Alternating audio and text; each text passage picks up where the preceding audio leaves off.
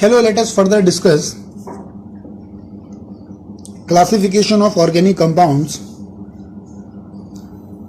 on the basis of its structure and on the basis of functional group it bears. So, on the basis of structure, an organic compound can be further subclassified on two subcategories. The very first one is the acyclic organic compounds, or the compounds that contains open chain like structure,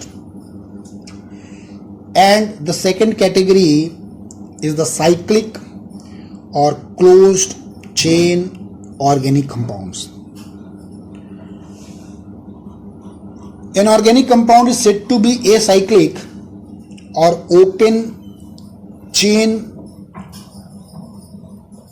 like organic compound if that compound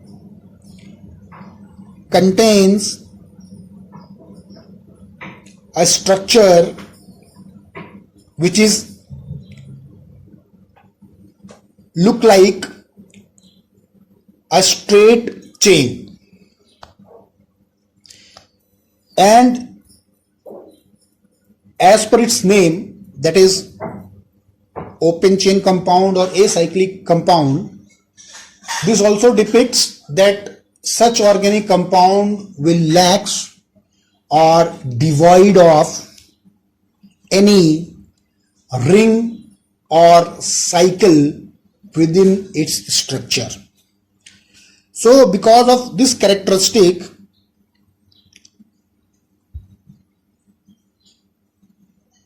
these compounds are known as open chain compound or acyclic organic compounds. So what does this mean, or why such compounds are exist in open chain structure, or they lacks any cycle in their core structure, is because these organic compounds lacks any head to tail linking of carbon atoms, and as they lack any head to tail linkage between the carbon atom, that is the head carbon atom to the tail carbon atom, and due to this there is no formation of ring in their structure, and hence they ultimately exist as a straight chain like structure. Now the open chain organic compounds are also have a characteristic, that is they can also be exist as a branched compound. That is, there may be a branching in the carbon atom.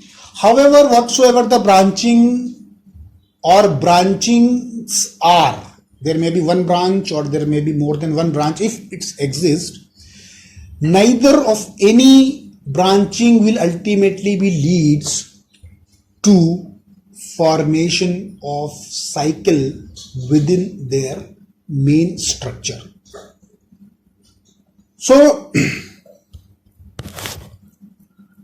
the acyclic or open chain organic compounds are ultimately the one which lacks any ring or cycle within their core structure. Now let us look into the second class, that is the closed chain organic compound or the cyclic organic compounds. Now in this particular subclass, that is the cyclic organic compounds or the closed chain organic compounds, as the name suggests, these organic compounds consist of a cycle or the ring within their structure, and as they contains the cycle or the ring in their structure, they ultimately be known as closed chain organic compound or the cyclic organic compound. So the reason behind why these compounds are ultimately be exist in cyclic form or the closed chain organic compound is due to the head to tail linkage between the carbon atom, and once such linkages exist, this ultimately causes formation of a ring or a cycle, and the ring or the cycle so formed ultimately gives rise to a structure which is closed in the nature. And why this structure is closed in the nature, the reason behind this is that because there is a formation of head to tail linkage of the carbon atom, and once the head to tail linkage exists between the carbon atom, the structure so formed is ultimately of closed chain like structure or closed ring like structure. Now, the cyclic organic compounds or the closed ring like or the closed chain like organic compounds can further be classified into the two different subclasses, as the cyclic organic compounds can be made up of only carbon atom, and such organic compounds are known as carbocyclic organic compounds. Why they are known as carbocyclic organic compounds? Because there is a carbon atom present in their core structure, and the carbon atom is ultimately responsible for the formation of ring. Now, the other category which exists in the closed chain like organic compound is the heterocyclic organic compounds. So under such category, that is in heterocyclic organic compounds, here beside carbon atom, certain heteroatoms are also present, such as nitrogen, oxygen, sulfur, etc. And they ultimately these heteroatoms are as present in these organic compounds. They ultimately, or the such organic compounds are ultimately be known as heterocyclic organic compounds, because here